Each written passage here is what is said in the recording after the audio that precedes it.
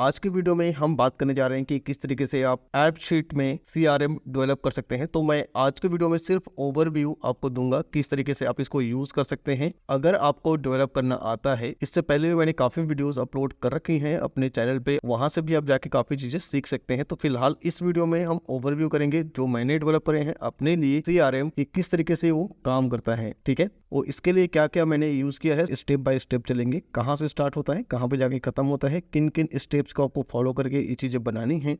आने वाले वीडियोस में हम समझेंगे इनको एक एक करके, ठीक है, कि किस तरीके से आप भी डेवलप कर सकते हैं। फिलहाल अभी की वीडियो में ओवरव्यू देखेंगे ताकि आपको समझ में आए कि अगर आप इस एप्लीकेशन पे काम कर रहे हैं तो किस तरीके के आप एप्लीकेशन डेवलप कर सकते हैं, कितने ऑटोमेशन पे आप जा सकते हैं, वो सारी चीजें। ठीक है, तो इसके हम अलग अलग पार्ट करते हैं। सबसे पहले जो बेसिक है, कहाँ से स्टार्ट होता है, जहां से मुझे डेटा मिलता है। इसके लिए मैंने एक गूगल फॉर्म बना रखा है। जो पहला स्टेप है मेरा, गूगल फॉर्म मैंने बनाया है ताकि मुझे इंक्वायरीज जो भी आती हैं उसकी इन्फॉर्मेशन हो वो मेरी शीट में रिकॉर्ड हो। ठीक है, तो इस इंक्वायरी फॉर्म को मैंने जो मेरे सोशल मीडिया के हैंडल्स हैं, चाहे यूट्यूब हो, फेसबुक हो, इंस्टाग्राम हो, लिंक्डइन हो, सब जगह इसी को अपडेट कर रखा है मैंने। तो जो भी कोई फॉर्म फिल करके आता है उसकी डिटेल्स मुझे शीट में यहाँ पे मिल जाती है। ठीक है, तो ये उसकी डिटेल्स हो गई। इसके बाद कुछ मैंने अलग अलग शीटें बना रखे जैसे कि लीड्स, ठीक है, follow-ups, registration, calendar, activities, clients, proposal, payments, ठीक है, प्रोजेक्ट्स। तो ये सारे अलग अलग अभी यहाँ पे शीटें मैंने ऐड कर रखी हैं ताकि हर स्टेप को मैं यहाँ पे मेजर कर सकूं और इनको अपडेट कर सकूं वाया ऐप शीट। तो ये तो रही मेरी शीट और गूगल फॉर्म की बात। अब हम चलते हैं अपने ऐप शीट के अंदर। ऐप शीट ये है मेरा, ठीक है, जहां से स्टार्ट होती है मेरे रिसेंट इंक्वायरीज से। जो भी किसी ने फॉर्म फिल किया है, मेरी जो गूगल फॉर्म है उसको, उसके जो रिसेंट इंक्वायरी है, जैसे आज की इंक्वायरी है, तो मैं इसको यहाँ पे देख पाता हूँ। अगर मुझे इसमें आगे काम करना है, मुझे लगता है कि ये जो क्लाइंट है ये पोटेंशियल है इस पे, तो मैं इसको पोटेंशियल मार्क करता हूँ। यहाँ पे जैसे क्लिक करूंगा ये पूछेगा यहाँ पे कंफर्मेशन, यस करते ही ये वाले जो रिसेंट इंक्वायरी में था, ठीक है, अब नवीन है, यहाँ पे जो पहले था वो नहीं दिखाई दे रहा है। ठीक है, वो यहाँ पे आ गया इसके लास्ट में, इस जगह पे। अब अगर मुझे लगता है कि यहाँ पे इस क्लाइंट के साथ कुछ इंटरेक्शन करना है या हो सकता है मुझे मीटिंग शेड्यूल करना है, तो मैं यहाँ पे जाऊंगा ऐड में, और ऐड के अंदर मेरे पास यहाँ पे बाकी सारी इन्फॉर्मेशन है वो ऑलरेडी फील्ड हो गई है। अब मुझे नेक्स्ट स्टेप डिसाइड करना है कि मुझे क्या करना है। मुझे मीटिंग शेड्यूल करना है तो मैं मीटिंग शेड्यूल में जाऊंगा और यहाँ पे ऐड करूंगा कैलेंडर। यहाँ पे देखो आप मीटिंग टाइटल मैंने अपडेट कर दिया। मीटिंग का डेट अगर मेरा आज का है तो मैं आज का ऐसे ही रहने देता हूँ। टाइम किस टाइम से स्टार्ट हो रहा है, ठीक है, मैं यहाँ पे डिसाइड करूंगा।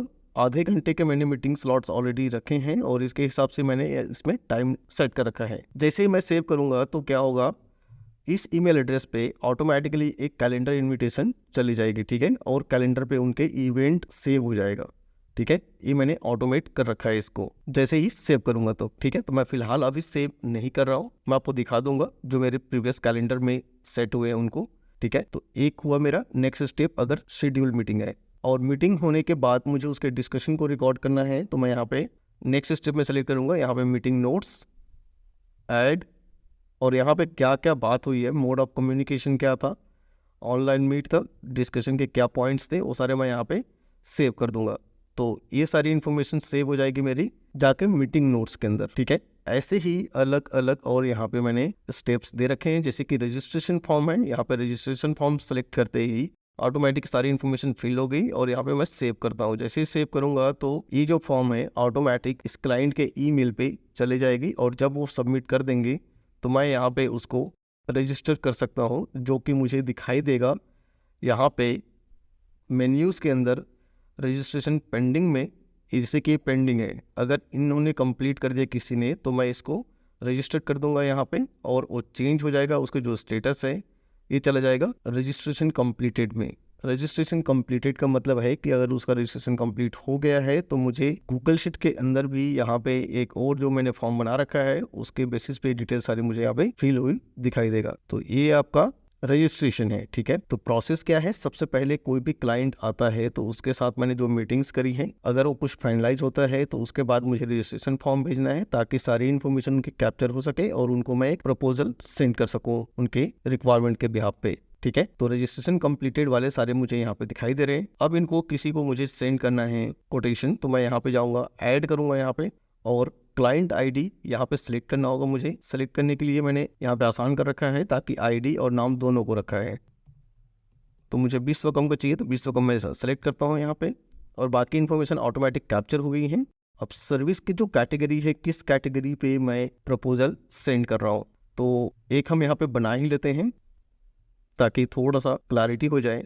ठीक है, एक को हम रजिस्ट्रेशन फॉर्म भेजते हैं यहाँ पे, नेक्स्ट स्टेप, और मैं यहाँ पे सेलेक्ट करता हूँ सेंड रजिस्ट्रेशन फॉर्म, सेव करते हैं।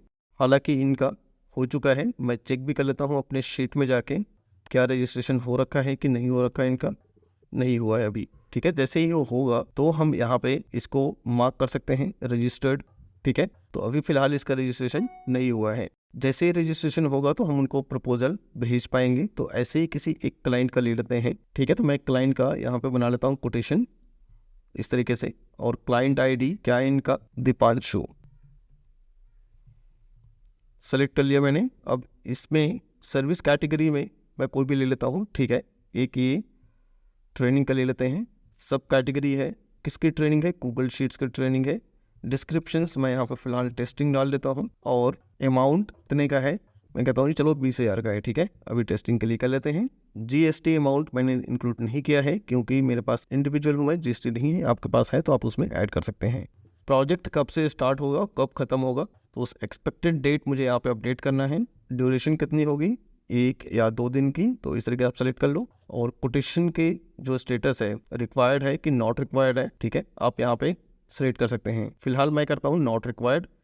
अगर रिक्वायर्ड होती तो क्या होता है, यहाँ पे एक ऑटोमेटिक इनवाइस जनरेट होके चले जाती है इसको, इस क्लाइंट को। इसके लिए मैंने ऑटोमेशन कर रखा है ताकि ऑटोमेटिक एक अटैचमेंट क्रिएट हो और चली जाए पीडीएफ की फॉर्मेट पे। ठीक है, तो इस तरीके से हम कोटेशन जनरेट कर सकते हैं। कोटेशन के फॉर्मेट में आपको दिखा देता हूँ किस तरीके से जाते हैं यहाँ पे। इसका मैं ओवरव्यू छोटा सा देता हूँ। यहाँ पे बॉट के अंदर मैंने बना रखा है प्रपोजल, सेंड प्रपोजल, और यहाँ पे है मेरा जो टेम्पलेट है, ये मैंने यहाँ पे ऑलरेडी प्रिपेयर कर रखा है पहले ही। तो इस फॉर्मेट में चला जाता है उसका जो कोटेशन है पीडीएफ के फॉर्मेट में। ठीक है, ये तो अभी डॉक्स में है, डॉक्स कन्वर्ट होगा पीडीएफ में ऑटोमेटिक और चले जाएगा। तो इस तरीके से मैंने कोटेशन प्रिपेयर कर रखा है। ठीक है, तो कोटेशन वाले हमने पार्ट थोड़ा सा समझ लिया। अब मैं यहाँ पे दिखाता हूँ आपको प्रपोजल्स जो मैंने क्रिएट कर रखे हैं। ठीक है, तो उन सब के यहाँ पे डिटेल्स मुझे दिख रहा है कि क्या प्रपोजल था।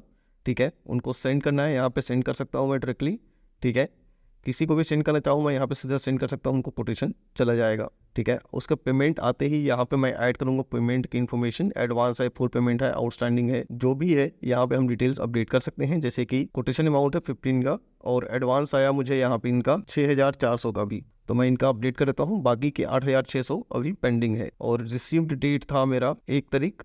पेमेंट मेथड क्या था, पेपाल से था। और इसका प्रोजेक्ट के स्टेटस भी मैं अपडेट कर देता हूँ, यहाँ पे इन प्रोग्रेस में है।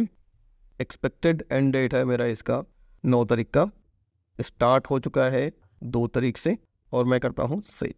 ठीक है, यहाँ से भी सेव कर सकता हूँ इसको। तो इस तरीके से मैं एक एक स्टेप्स को यहाँ पे अपडेट कर सकता हूँ और चेक कर सकता हूँ। तो जो मेरा टाइम है यहाँ पे काफ़ी सेव होता है। यहाँ पे भी मैं चेक कर सकता हूँ क्या का पेमेंट किस किस डेट में आया है, वो सारी चीज़ें प्रोजेक्ट के स्टेटस में यहाँ पे चेक कर सकता हूँ। ठीक है, तो एक एक चीज़ें हम यहाँ पे CRM के अंदर अपडेट कर सकते हैं, यहाँ पे स्टार्ट से लेकर एंड तक। तो ऐसे ही आप CRM खुद डेवलप कर सकते हैं। चाहे तो आप मेरी वीडियोस देख के शुरू से लेकर एंड तक डेवलप करें, लेकिन अभी कुछ कम वीडियोस है वहाँ पे। वीडियोस मैं आने वाले दिन में बहुत सारे और अपलोड करूंगा, तो फिलहाल उतने से भी काम चलाइए। और कोर्सेस मैं लेके आ रहा हूँ आपके लिए, गूगल शीट का प्रॉपर और ऐप शीट का प्रॉपर। ठीक है, कंप्लीट कोर्स होंगे जिसको आप देख के आसानी से प्रिपेयर कर सकते हैं। कोई भी ऐप शीट अपने अकॉर्डिंग क्रिएट कर सकते हैं। उसमें कुछ केस स्टडीज होंगी, ठीक है, जिसमें इन्वेंटरी मैनेजमेंट हो सकता है, ठीक है, और CRM हो सकते हैं। कई चीजें हम वहाँ पे चेक करेंगे। तो फिलहाल इस CRM ओवरव्यू के अंदर इतना ही। उम्मीद करता हूँ आपको ये जो वीडियो है इन्फॉर्मेटिव लगी होगी। अगर आपको ऐसे ही CRM या इन्वेंटरी मैनेजमेंट या फिर ऑप्स के लिए या फिर आपके विजिटर मैनेजमेंट के लिए, हो सकता है आपके सेल्स पर्सन बाहर काम करते हो और आपको उनका टाइम स्टैम्प के साथ लोकेशन भी चाहिए, तो आप मुझसे बनवा सकते हैं। वो बहुत ही आसानी से हम बना के दे सकते हैं आपको। ठीक है, ऐसे ही और कोई भी रिक्वायरमेंट है तो आप मुझसे शेयर करें, चाहे वो HR से हो, चाहे अकाउंट्स का हो, चाहे वो आपका ऑपरेशन का हो, चाहे वो आपका मैन्युफैक्चरिंग का हो, कोई भी प्रोसेस हो, हम आसानी से आपको डेवलप करके दे सकते हैं। ठीक है, तो फिलहाल इस वीडियो में इतना ही। मैं आपसे लेता हूँ विदा। मैं आपसे मिलता हूँ नेक्स्ट वीडियो में, तब तक के लिए बाय बाय।